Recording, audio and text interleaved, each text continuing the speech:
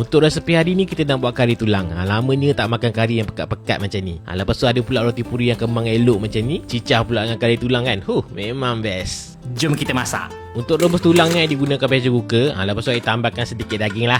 Tambahkan halia dan juga air. And then kita nak rebuskan dia selama 25 minit. Ini tak nak tulang tu terlalu lembut sangat. Sebab kita nak masak atas kuali pula nanti. Untuk bahan tumis pula korang masukkan 1 biji bawang besar, 3 tangkai daun kari dengan 3 sekawan. Korang tumiskan bawang tu sampai layu. Kemudian kita nak masukkan 1 biji tomato dengan bahan kisar. Okey, untuk bahan kisar tu korang masukkan 1 biji bawang besar, 4 ulas bawang putih dengan 2 inci halia. Lepas tu korang tambahkan ayam blend lah macam biasa.